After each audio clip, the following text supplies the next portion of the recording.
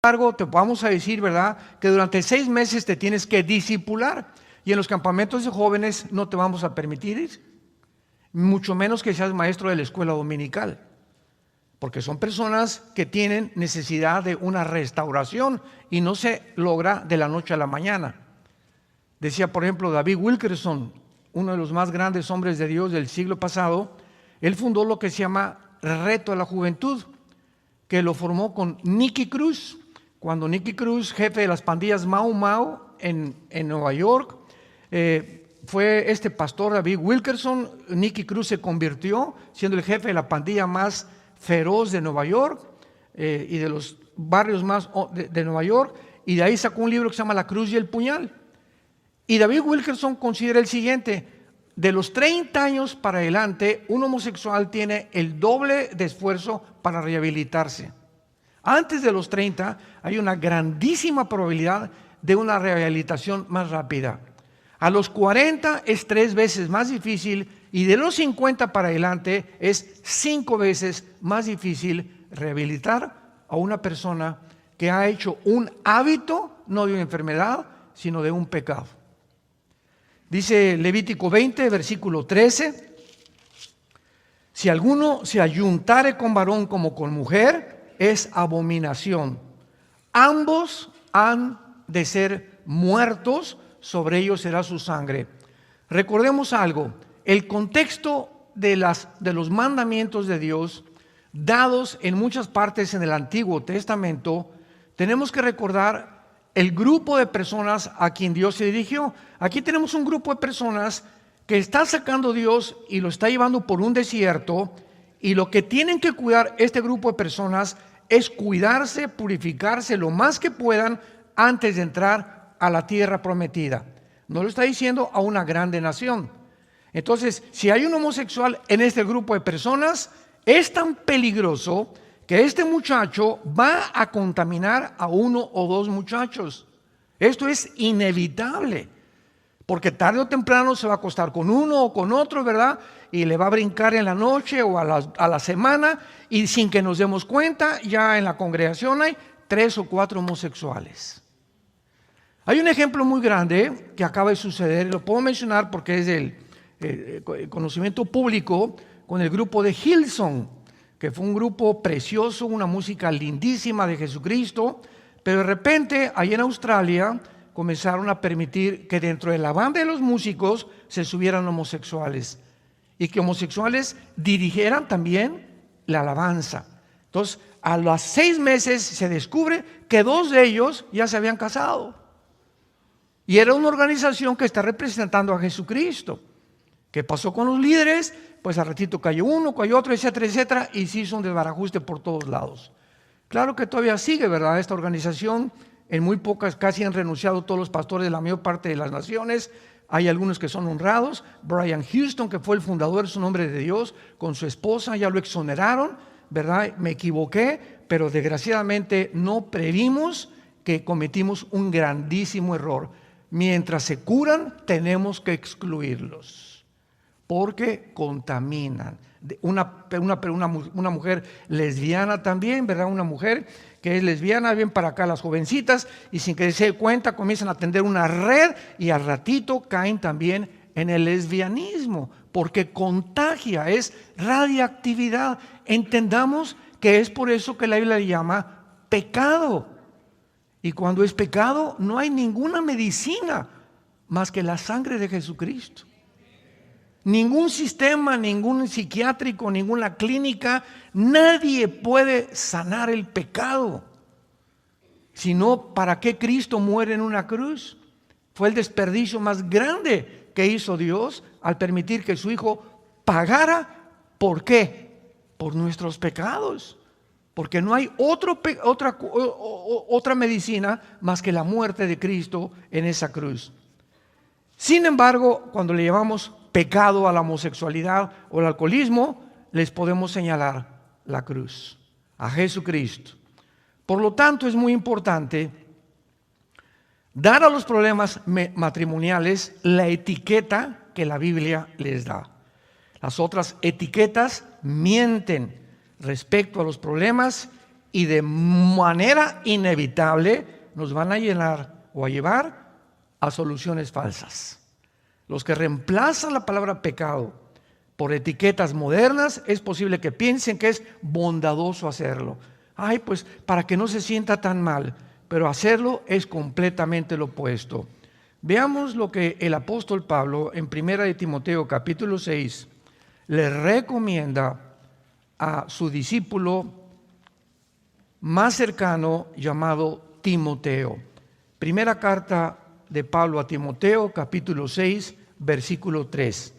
Y dice así: si alguno enseña otra cosa y no se conforma a las sanas palabras de nuestro Señor Jesucristo y a la doctrina que es conforme a la piedad, está envanecido, nada sabe y delira acerca de cuestiones y contiendas de palabras, de las cuales nacen envidias, pleitos, blasfemias, malas sospechas, disputas necias de hombres corruptos de entendimiento y privados de la verdad, que toman la piedad como fuente de ganancia.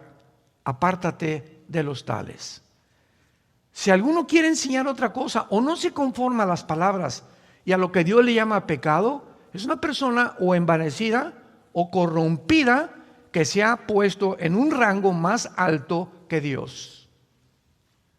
Y es cuanto tenemos que tener cuidado, porque estamos rodeados, ¿verdad?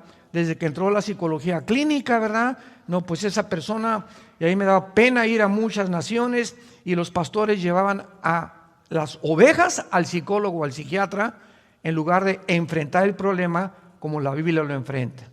No, pues tiene un problema, les recomiendo que vayan al psicólogo o que vayan al psiquiatra. Y salen, ¿verdad? Pues con pastillas tranquilizantes, salen ya, ahora sí que como drogadictos, y jamás puede ningún ser humano curar el pecado de nadie. Solamente, repito y enfatizo, la sangre de Jesucristo. El llamar al alcoholismo una enfermedad es quitarle toda la esperanza a una persona alcohólica, porque no hay píldoras que curen esa enfermedad.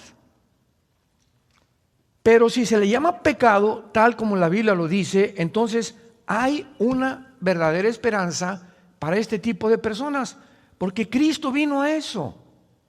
Vino a librarnos del pecado y del poder del pecado.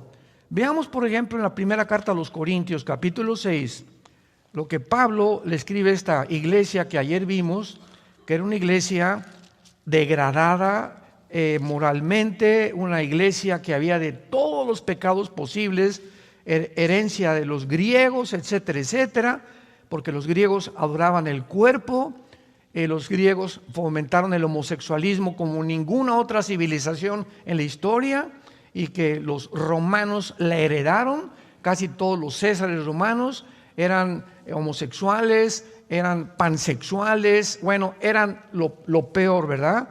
Y dice en 1 Corintios 6, versículo 9, vean qué palabras más preciosas y de advertencia también. ¿No sabéis que los injustos no heredarán el reino de Dios? No erréis, ni los fornicarios. O sea, el fornicario en la Biblia es la persona que usa el sexo fuera del matrimonio. O sea, una pareja de jóvenes que tienen relaciones sexuales están fornicando. Una persona homosexual es un fornicario, una lesbiana es fornicario, una persona que tiene relaciones con un niño es un perverso. Ya todavía desciende un grado 5 veces más bajo que cualquier nivel de degradación moral, porque es la peor perversidad que puede existir, meterse sexualmente con un niño. ¿No saben ustedes? O sea, si no lo saben, van a saberlo. Ni los fornicarios, ni los idólatras, ni los adúlteros, ni los afeminados, ni los que se echan con varones, ni los ladrones, ni los avaros, ni los borrachos, ni los maldicientes, ni los estafadores heredarán el reino de Dios.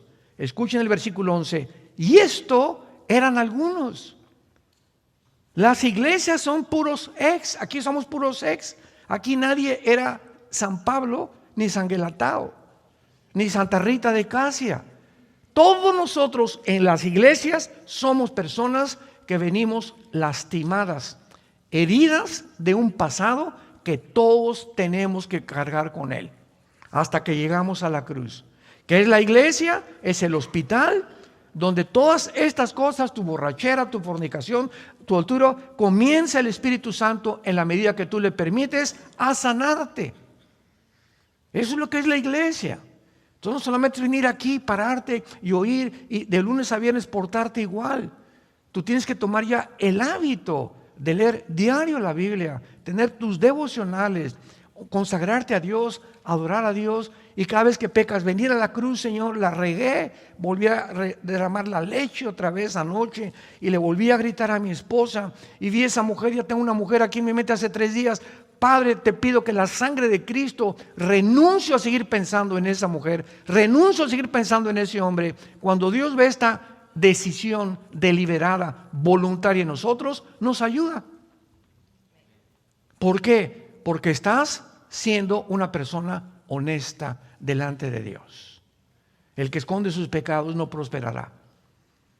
Discierne inmediatamente cuando hay algo que te está molestando en tu vida. Ven corriendo a la cruz antes de que comience a hacerse un hábito y el hábito acabe formando tu carácter.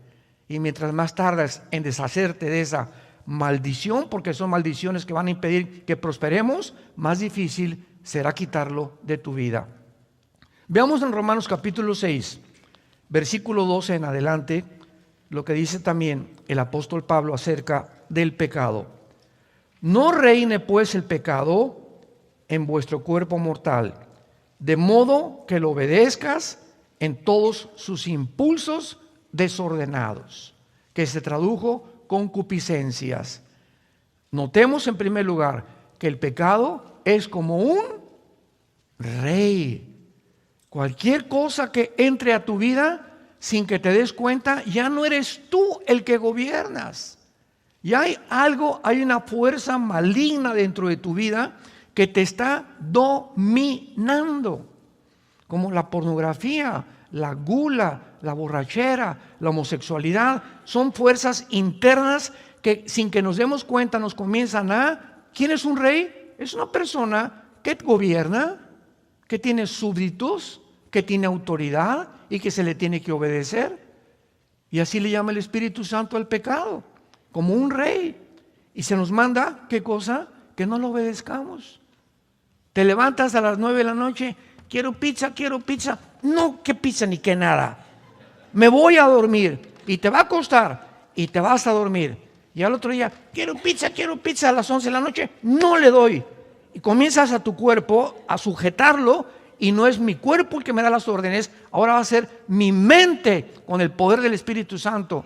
Y a los 4 o 5 días que le diga, cállese y no le voy a dar postre en la noche, se convierte en un hábito y he roto esa maldición.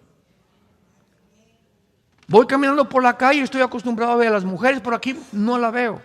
Y no veo esto. Y veo la televisión y le cambio de canal. Y cuando lo repites, Dios el Espíritu Santo en tu vida ve que tienes la intención, no quiero pecar, porque hay la voluntad. Y le vuelves y le cambias a la semana. Tu mente se levanta una fortaleza contra las tentaciones de Satanás. Nadie cae en adulterio de la noche a la mañana. Nadie. Ya tienes 1 mes, 2 meses mirando a una mujer o a un hombre, todo comienza a crecer, y cuando te das cuenta hay un monstruo dentro de ti. Se convirtió en un rey porque no quisiste obedecer a Dios. Obedeciste tus impulsos desordenados que luchan en contra de la voluntad de Dios. Dice el versículo 13, ni tampoco presenten vuestros miembros, o sea, mis órganos sexuales, mis brazos, mis piernas, mi cabeza, eso es lo que son miembros. No presentes tus miembros al pecado como instrumentos de iniquidad. ¿Qué usa el pecado? Usa mis ojos, usa mis oídos, usa mis brazos, usa mis piernas, mis órganos sexuales, mis pensamientos. El pecado tiene que usar al cuerpo como su instrumento. Nuestro cuerpo es el instrumento a través del cual pecamos. Pecamos con los ojos, oyendo conversaciones feas, viendo cosas feas, vulgares, inmorales, etcétera, etcétera. Caminando en lugares donde no debo entrar. No debo entrar a una discoteca, no debo entrar a una casa de prostitución. No voy a entrar cuando mis amigos están burlándose de Dios, etcétera, etcétera. Mis brazos, ¿verdad? No voy a tocar a una mujer. Nosotros en Vida Nueva para el Mundo tenemos una ley en los pastores. Nosotros no le damos consejería a ninguna muchacha joven. Hermano pastor, ¿me da consejería? Le hablo a mi esposa y si mi esposa no está, no te puedo dar una consejería. ¿Por qué? Porque la carne es débil. Hay hermanas también, ¿verdad? Que llegan, pastor, no, hermana, no se me acerque. No me chille, chille a su esposo o a su mamá. ¿Por qué? Porque comienza el contagio, comenzamos a sentirnos y sin que nos demos cuenta, caemos. Somos hombres igual que ustedes y tenemos que poner reglas y tenemos que poner cercos porque no podemos jugar. ¿Quién jugará con una brasa caliente y la avientas y vas a acabar quemando? Cualquiera que siga mirando a una mujer y la sigues mirando y la sigues mirando, vas a caer en adulterio, tarde o temprano. Porque estás jugando y creyendo que puedes vencer. No es cierto, el espíritu está presto, la carne es más débil de lo que nos imaginamos. Nadie es invulnerable al pecado. Tenemos que poner cercos y cuidar nuestra mente, nuestros pensamientos, lo que vemos, lo que leemos, lo que observamos, si queremos fortalecer interiormente nuestra alma y luchar contra el pecado. Dice el versículo 14 de Romanos 6, porque el pecado no te tiene por qué dominar, porque no estás bajo la ley, estás bajo la gracia. Ahora, antes de que fuéramos nosotros cristianos, yo me acuerdo, mi padre se murió porque se fumaba 3 cajetillas de cigarros delicados sin filtro. Pobrecito, se murió en 1970, en aquel tiempo no había la información que tenemos de la fumar. Se desayunaba una taza de café así, con 3 bolillos. Y el pan blanco te sube completamente todo aquello que va y favorece la diabetes.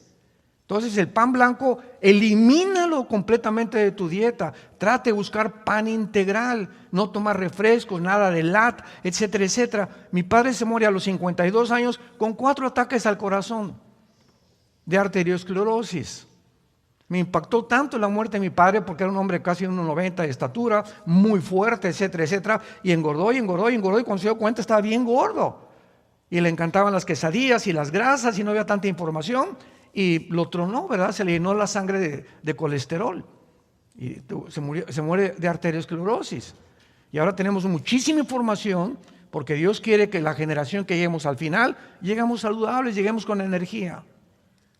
Dios nos quiere amar, Dios quiere que le sirvamos, Dios quiere que podamos realmente presentar fuerzas. No podemos presentar fuerza al pecado sin energía. Y si tenemos debilidades en nuestra carne, es más difícil obedecer a Dios. Tenemos que disciplinar nuestro cuerpo y ponerlo en servidumbre. Veamos en 1 Corintios capítulo 9. Pablo, usando el ejemplo de los atletas de Grecia, porque él vivió en esa época, usando esta analogía, dice 1 Corintios 9, 25 al 27, todo aquel que lucha, de todo, ¿qué cosa? ¿Recuerdan ustedes el último campeonato de fútbol en Sudáfrica? Brasil, todo en aquel tiempo jugaba Ronaldinho. De acuerdo a mi consideración, Ronaldinho ha sido el jugador de soccer más impresionante de toda la historia, más que Messi, más que Ronaldo, más que Beckham, más que todos. Era un mago, era un muchacho impresionante. Fue el maestro de Messi precisamente Ronaldinho.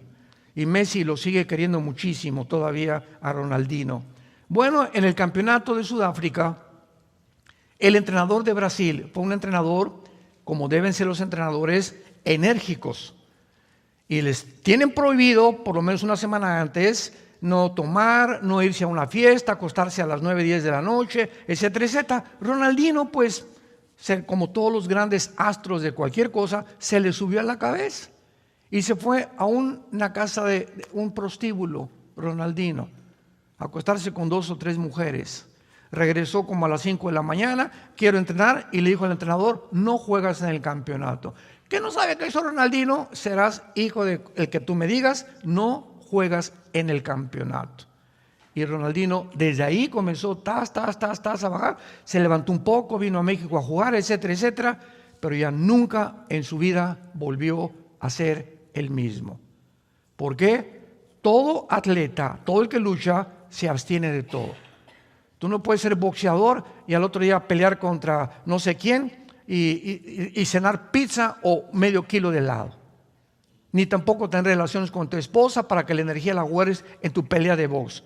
Uno que es atleta, uno que entra en este campo, de todo se abstiene. Y el entrenador, si ve que algún jugador, algún boxeador, algún deportista, beisbolista, lo que sea, no se aceptan las reglas, lo eliminan del partido.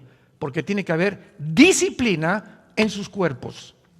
Y dice Pablo, unos para recibir una corona corruptible, pero otros una incorruptible.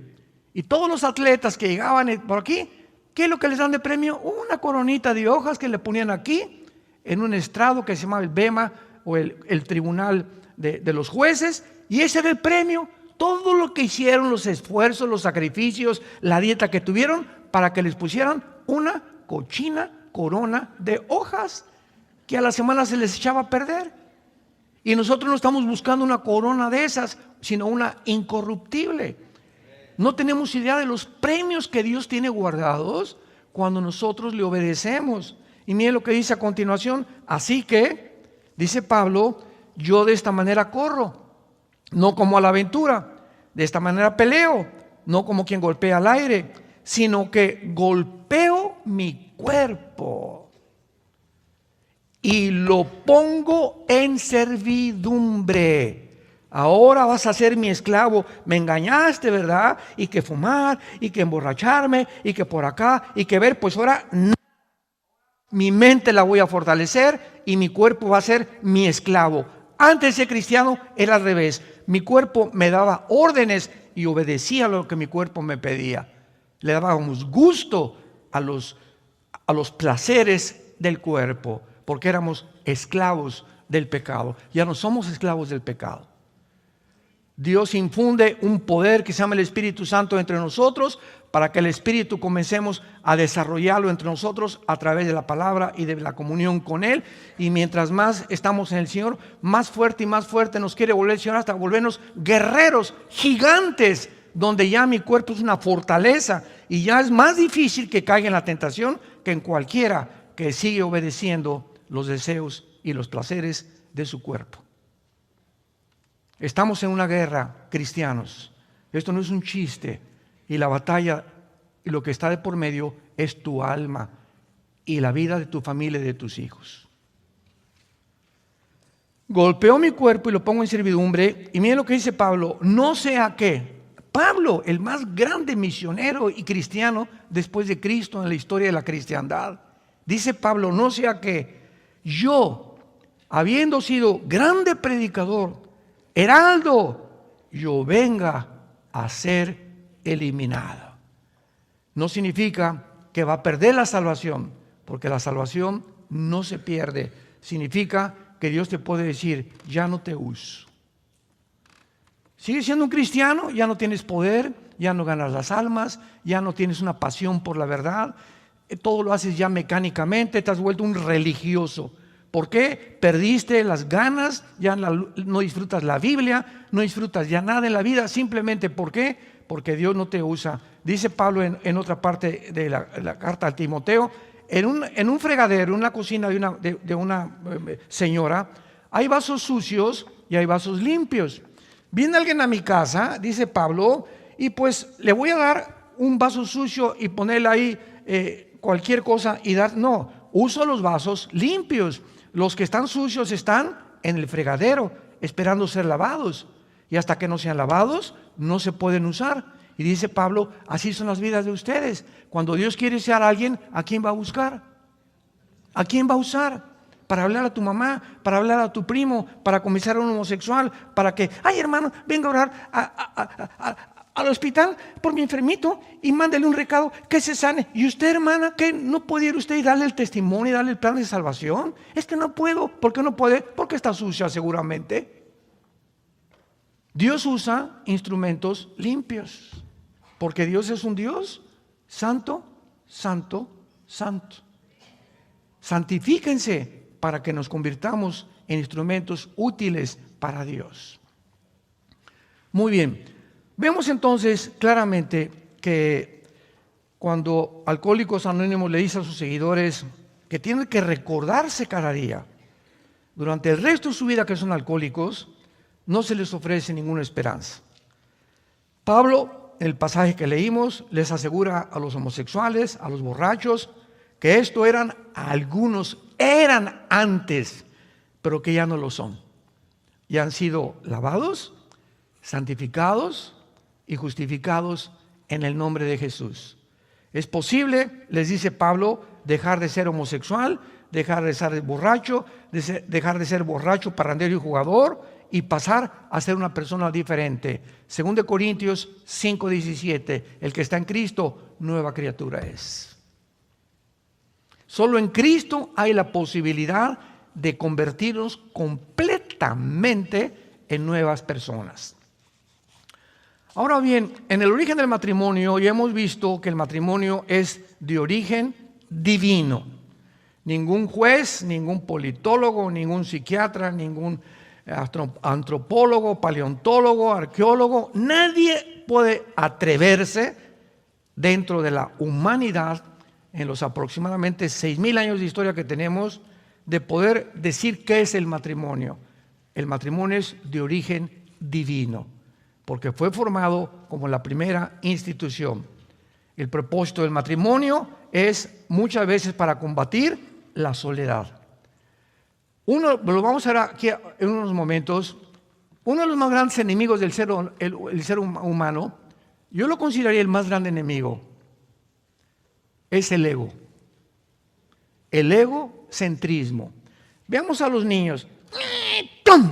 ¡Es mío! Y les das los 3 juguetes y el mío. No lo quiero ahorita. Y comenzamos a ver ya un impulso en los bebés, aunque son inocentes del pecado, que nacemos como la maldad, como dice el Salmo 51, en maldad fuimos concebidos. Y nunca le enseñamos a los niños a portarse mal, les enseñamos a portarse bien, porque la maldad ya la traemos desde que nacimos. El pecado entró como una herencia desde Adán a todos nosotros. Por eso el pecado tiene que ser borrado con la sangre de Cristo y no con nuestras buenas obras. Tú puedes ser una buena persona y construir asilos y orfanatorios y regalar dulces a los pobres. Sin embargo, si mueres en pecado te condenas, porque no puedes llegar al cielo y decirle: Pedro, gracias por dejarme entrar, mira los asilos que hice y las iglesias, el dinero que di, etcétera, etcétera. Y Pedro te va a decir: ¿sabes qué? Te da una patada, te vas allá abajo al infierno. ¿Por qué? Porque la salvación no es por obras, es por la sangre derramada en la cruz. Si fuera por las obras, Dios nos hubiera dicho: miren, mis chiquitines, cada quien siga su religión, cada quien pórtese bien y nos vemos allá arriba. Pero Getsemaní nos habla que esto no fue así. Jesús cae de rodillas y se va a enfrentar en horas, a las 9 de la mañana que lo colgaron hasta las 3 de la tarde, en que en esas 3 horas se iba a separar de su Padre.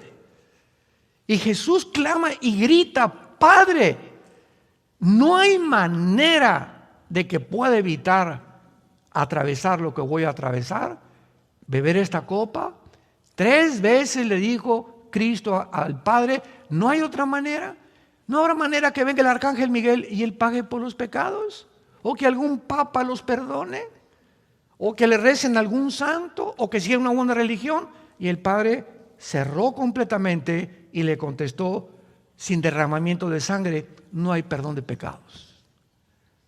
Solamente en la cruz tenía que morir un Dios y un hombre, porque ningún hombre puede perdonar pecados a nadie. Solo Dios perdona pecados. El que estaba en la cruz tenía que ser Dios, pero tenía que ser un hombre para identificarse con nosotros por el pecado hereditario de los primeros padres de Adán. No hay manera, otra manera más que la cruz, de acuerdo a Dios. Si tú quieres inventar tu manera de llegar a Dios, esa es tu manera. Y eso es la soberbia, que somos nosotros los que dictamos cómo llegar a Dios. No, la Biblia nos dice que Él pone y Él ha establecido los términos para llegar al cielo. ¿Los aceptas o te va a rechazar como Caín? ¿Se acuerdan de Caín? Génesis 4, se acercó a Dios ¿con qué? Te traigo mi pichoncito y te traigo mi becerrito y te traigo lo mejor de mi huerto. Y Dios le dijo, no lo recibo. ¿Por qué? Porque tu hermano me trajo la sangre de una oveja. Desde el principio se establece que tiene que haber un sustituto para pagar tus pecados. Las obras no sirven. Las obras vienen después de que hemos recibido a Cristo, pero no para recibir a Cristo. Vienen como resultado de tu salvación y no como el medio para que tú te salves. A la cruz, la cruz es esto, yo tengo que llegar a la cruz. Señor, gracias porque, mira, no soy tan malo, ¿verdad? Y no he sido adúltero, como las prostitutas, ni borracho, ni parrandero, ni jugador. Yo no puedo venir a la cruz y ofrecerle nada a Dios más que en esta mañana, Señor, ten misericordia de mi pecador. No tengo, Señor, nada que ofrecerte. Soy un miserable pecador. Ni nada de lo que he hecho te va a satisfacer. Creo que tú en la cruz pagaste por mis pecados. Y ahí es cuando Dios entra a tu vida, porque has reconocido que es por creer en el sacrificio y no por lo que hayamos hecho. ¿Cuál es la diferencia entre el cristianismo y todas las religiones? Todas las religiones, sin ninguna excepción, enseñan que tienes que hacer algo para entrar al cielo. Que viernes primero en el catolicismo, ¿verdad? Ahora sale un santo, el no comer carne en la cuaresma, etcétera, etcétera. Que el Papa, hay una puerta en el Vaticano que dice que el que atraviesa la puerta tiene la salvación, Virgen del Socorro. Haz, pórtate bien, por aquí, por allá, haz estas cosas, haz. Y el cristianismo dice, ya Dios lo hizo en la cruz. No tenemos que ofrecerle nada a Dios, Él lo hizo en nuestro lugar, solamente tenemos que recibirlo. Y cuando lo recibimos, vivimos toda la vida humillados, porque sabemos que lo que somos, lo somos por su gracia, no por mérito. No hay nada de qué jactarnos caminando con Jesús. Entonces, esto es muy importante porque cuando nos casamos, es posible que alguien haya malentendido cuando hicimos los famosos votos en el matrimonio. Cuando una pareja, vamos a abordar el tema del egocentrismo, porque si el ego es el principal problema del matrimonio, Cristo vino precisamente a eso, a librarnos del ego. Y es en el matrimonio el gimnasio de Dios. Si hay algún medio a donde podamos ejercitarnos para cada vez matar más nuestro ego, es en el matrimonio. ¿Por qué? Porque cuando venimos a hacer los votos matrimoniales, tanto como si te diste cuenta o no te diste cuenta, se están prometiendo la pareja proporcionarse compañía el uno al otro durante el resto de su vida. Pero tenemos que observar esto con mucho cuidado, porque no estás prometiendo recibir compañía. De aquí en adelante, te prometo, me tienes que prometer que me vas a dar tu compañía. No. En los votos matrimoniales es, te prometo que por lo que me queda de vida, te voy a dar compañía. Es dar y no recibir. Si tú te casas y dices, es que Elizabeth Taylor, 9 matrimonios, la Chulis, la artista de cine, es que no he encontrado en ningún hombre lo que yo he estado buscando, el ego del tamaño de la Torre de Babel.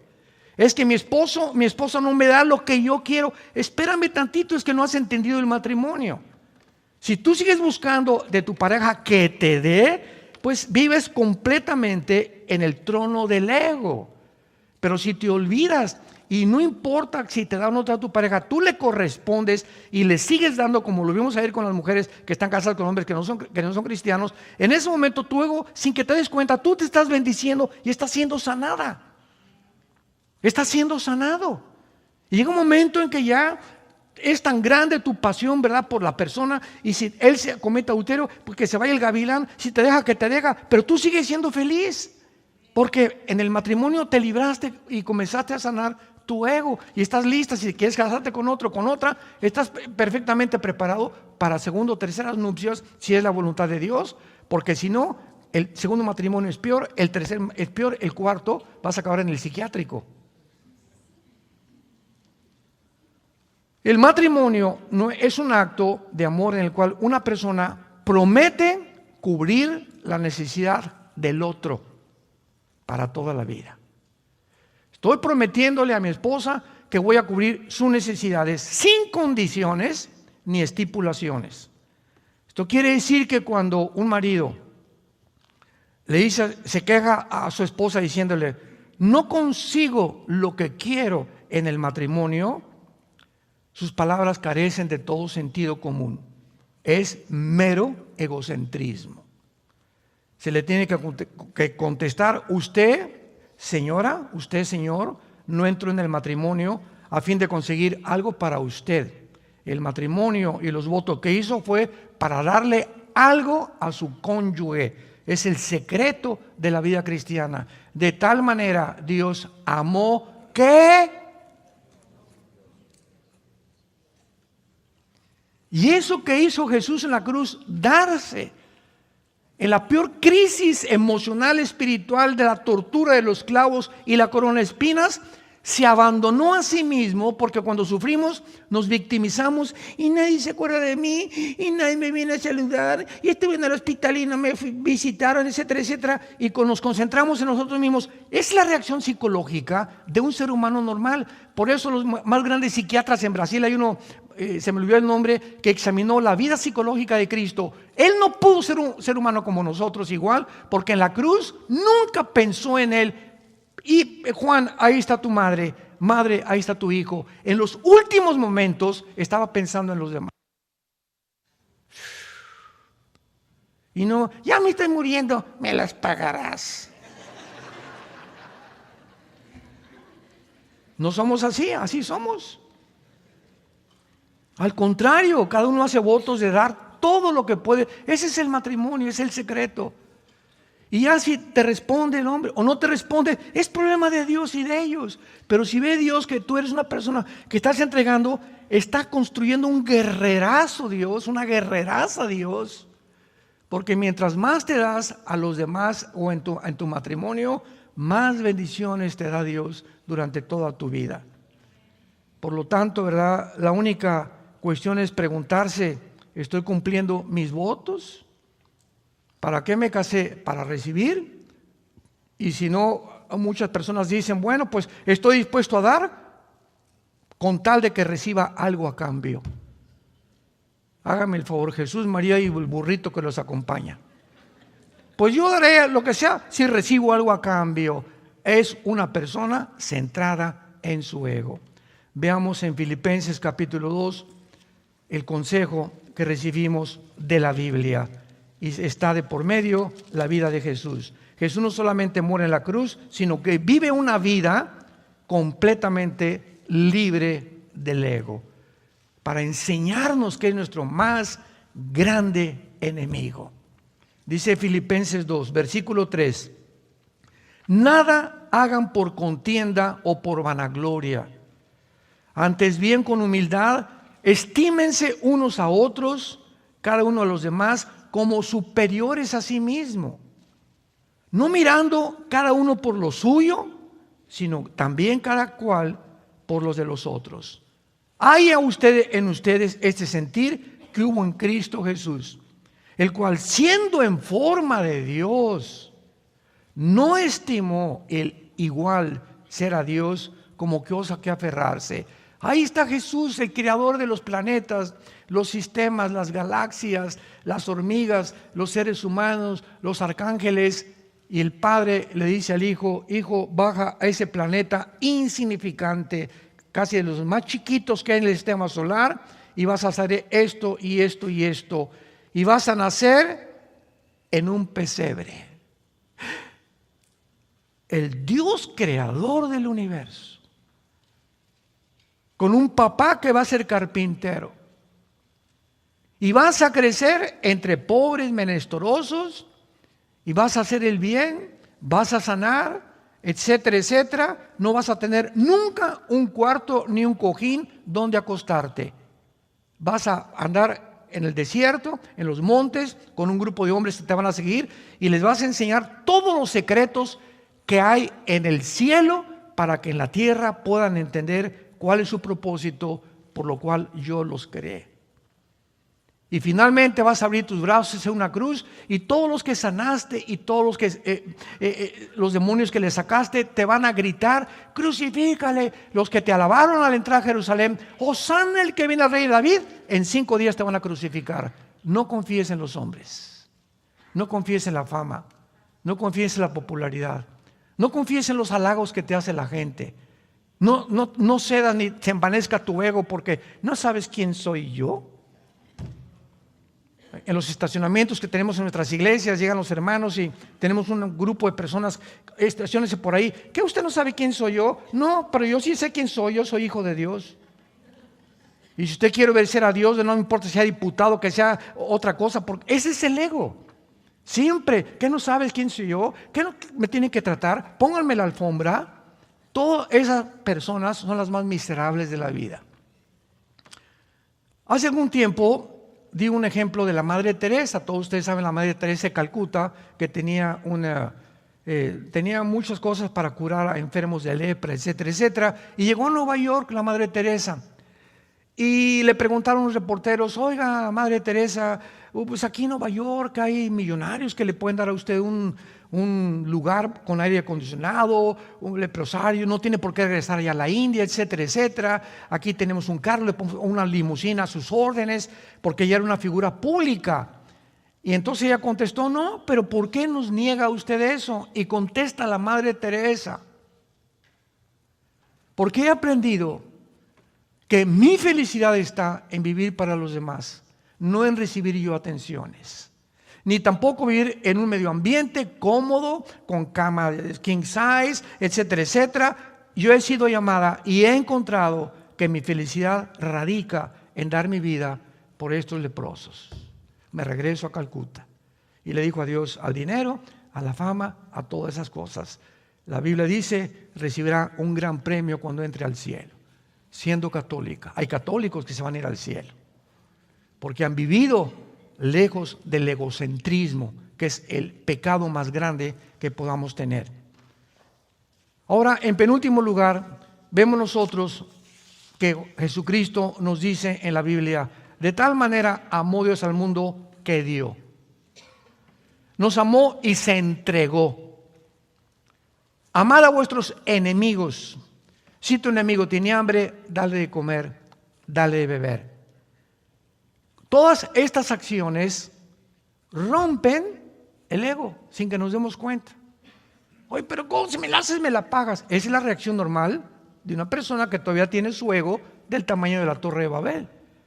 Pero cuando ya las ofensas de la gente o tu esposo o tu esposa ya no permites que entren ni te quiten la paz ni te lastimen el alma, has desarrollado dentro de ti una armadura invisible que te va a hacer y dar la fortaleza para enfrentar la vida y soportar otras pruebas que van a venir con más fortaleza, porque has fortalecido, tienes una armadura espiritual que es lo que Dios quiere desarrollar en nuestras vidas como cristianos.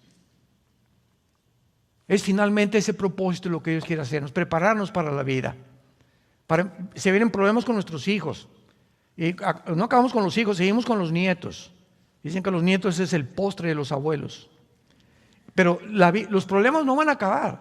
No hay un matrimonio que no tenga problemas.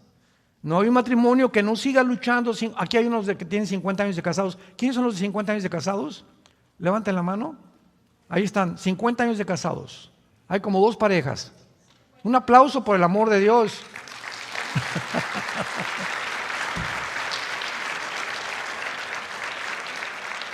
Yo le dije al hermano: hazle una estatua a tu esposa. Y conteste ella: no, los dos nos hemos soportado. Qué lindo, ¿verdad? para llegar a esa edad y a las bodas de oro es porque los dos realmente han puesto su parte. Es la única manera de tener un matrimonio feliz y contento. En otras palabras, notamos que en la Biblia todo comienza con dar. ¿Y dónde se demuestra más el egocentrismo también? ¿En dónde? En la cartera.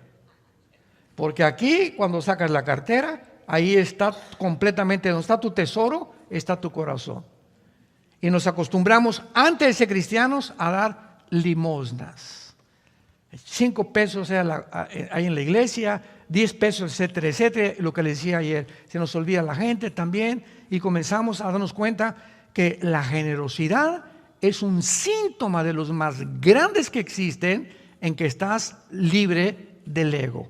O que por lo menos vas a la mitad de tu camino, porque cada vez sientes más dar y dar de tu tiempo, de tu dinero, de tu esfuerzo. Llegas a la iglesia y no como al cine. Yo llego en el cine y mis palomitas y mi refresco y no me importa quién está acá ni quién está acá. Cuando llegas a la iglesia no es el cine. Llegas al cine, llegas a la iglesia a dar.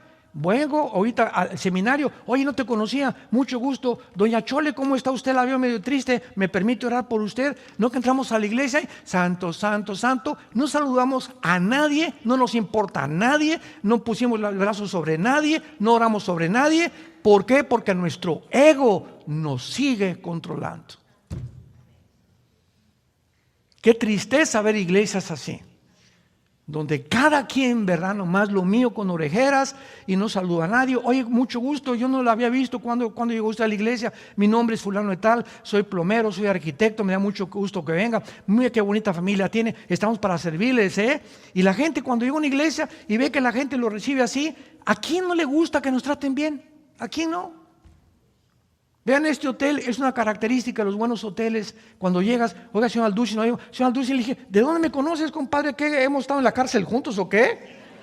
No, de hace 2, 3 años. ¿Cómo que hace 3 años? Sí, porque nos enseñaron a tener una lista de personas que pudiéramos apuntar, los que traen grupos, etcétera, etcétera, y hablarles por su nombre. Porque si alguien se siente importante es que te digan, oiga, señor Díaz, bienvenido. Ya saben que soy el señor Díaz y me reciben bien, ¿verdad? A todos nos gusta eso, ahí está el ego, ¿no? Ahí está el ego. Nos gusta que nos alaben, que nos exalten, etcétera, etcétera, que nos admiren. Ese es el ego. Y cuando ya evadimos todas esas cosas y lo único que nos importa es buscar dar y pasar tiempo, Cristo se detuvo en todo su ministerio 3, 4 horas con una mujer que llevaba 5 matrimonios, la samaritana, capítulo 4 de San Juan. Una mujer que llevaba 5 matrimonios y con el que estaba viviendo, la chulis, era su amante. ¿Y qué llegó Cristo con esta mujer a decirle? Eres una pecadora, etcétera, etcétera, dame de beber. Sí, y te voy a decir que esa agua vas a volver a tener sed. O sea, sigue buscando en los hombres la felicidad, nunca vas a estar satisfecho. Pero el agua que yo te daré será una fuente que salte de vida eterna en tu vida. Ya no busques en otras mujeres o las fantasías, con otro hombre sería más feliz. ¿No es cierto? No es cierto. No es cierto. Si con el que tienes no pasaste la prueba, no vas a pasarla con el otro, ni con la otra tampoco. Son puertas falsas porque buscamos siempre el ego de saber quién me va a hacer feliz. Con ese sí sería feliz, con ese hombre sí sería feliz. Mentiras, mentiras, mentiras. Está siendo deshonesto, deshonesta con Dios. Amémonos como Dios nos ha puesto, démosle gracias por la esposa que tenemos, los hijos que tenemos y luchemos por nuestra familia. Padre, te damos gracias en esta mañana. Porque sabemos que en el mundo tendremos aflicción.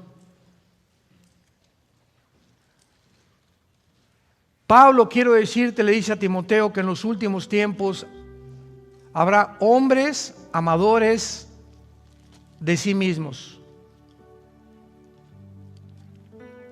La primera característica que Pablo le dice a Timoteo: hombres, mujeres, amadores de sí mismos, centrados en sus intereses, en sus propiedades, en lo que les conviene, en lo que reciben de los demás. Por eso mueren, han alcanzado puestos, presidentes, deportistas, cantantes, Y cuando tienen todo eso se dan cuenta que nunca vivieron para los demás. Por lo cual en la tercera edad, en la cuarta edad, van a recibir lo que sembraron y van a morir miserables, vacíos, descubriendo tal vez demasiado tarde que vivieron para ellos mismos. Haya pues este sentir